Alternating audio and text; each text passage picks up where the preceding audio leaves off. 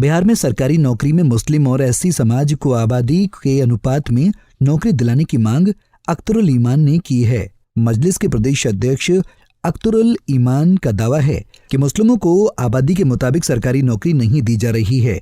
ईमान ने कहा कि मुस्लिम अल्पसंख्यक की आबादी 18% है। इस हिसाब से सरकारी नौकरी में मुस्लिमों की आनुपातिक हिस्सेदारी 3,68,000 होती है, लेकिन मुस्लिमों को सिर्फ 1,73,000 सरकारी नौकरी दी गई है, जबकि 1,95,000 मुस्लिमों की नौकरी खत्म कर दी गई है।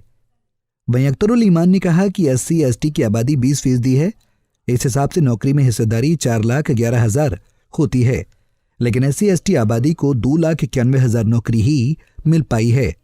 इस हिसाब से SC/ST समाज की 1,20,000 नौकरी खत्म हो गई है। देखिए, बिहार की जनता की खून और पसीने की कमाई, बल्कि बिहार के भिखमंगों के भी पैसे के टैक्स के पैसे से 500 करोड़ रुपये से बिहार सरकार ने जाति आधारित गणना किया, और जो उनकी रिपोर्ट आई है उसमें कई पहलू से कुछ लोग पीछे पड़ गए हैं।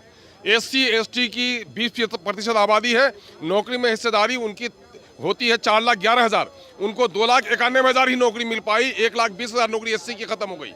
और मुस्लिम माइनॉरिटी जिसकी आबादी 18% है, 2,31,00,000 है, नौकरी में वाजिब हिस्सेदारी अनुपातिक उनकी होती है 3,68,000, उनको 1,73,000 नौकरी मिली, सिर्फ 1,95,000 नौकरी उनकी खत्म कर दी गई। तो आखिर बिहार सरकार अगर ईमानदार है, जाति आधारित गणना इसने कराया है, तो इसमें जो समुदाय पीछे पड़ गई है तो उनके ऊपर उठाने के लिए इसका कोई पॉलिसी नहीं है। इसलिए हमारा मुतालबा है कि SC को और मुस्लिम माइनॉरिटी के लोगों को विशेष प्रावधान के तहत सरकारी नौकरियों में इनकी अनुपातिक वाजिब हिस्सेदारी दिलाई जाए।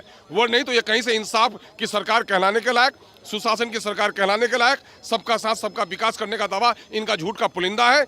इसलिए कि लोकतंत्र में जिसकी जितनी आबादी है उसी एतबार से उसकी हिस्सेदारी तय होनी चाहिए, लेकिन यहाँ बार बार गला दबाया जा रहा है। माइनॉरिटी की हालत अत्यंत दयनीय हो गई है। SC और ST को रिजर्वेशन के बावजूद भी इनको उठने का मौका नहीं दिया जा रहा है। लगता है ये सरकार दलित विरोधी भी है और माइनॉरिटी विरोधी भी है। लोकसभा चुनाव करीब आते ही मजलिस के प्रदेश अध्यक्ष अख्तरुल ईमान ने सरकारी नौकरी में मुस्लिमों की हिस्सेदारी का मुद्दा उठा दिया है। मजलिस के सुप्रीमो असदुद्दीन ओवैसी भी सीमांचल में लोकसभा चुनाव लड़ने का ऐलान कर दिया है। मजलिस की कोशिश है कि मुस्लिम वोटरों को अपने पक्ष में ध्रुवीकरण किया जाए। इससे RJD और कांग्रेस को ज्यादा नुकसान होगा, इसलिए बार बार मजलिस मुस्लिमों के मुद्दे को उठा रही है। हालांकि सीमांचल से बाहर मजलिस का असर कम ही देखने को मिलेगा। पंजाब केसरी टीवी के लिए पटना से अभिषेक कुमार की रिपोर्ट। हमसे जुड़े रहने के लिए हमारे YouTube चैनल को सब्सक्राइब करें और नई वीडियो की नोटिफिकेशन के लिए बेल आइकॉन को दबाएं। हमसे जुड़े रहने के लिए हमारे YouTube चैनल को सब्सक्राइब करें और नई वीडियो की नोटिफिकेशन के लिए बेल आइकॉन को दबाएं।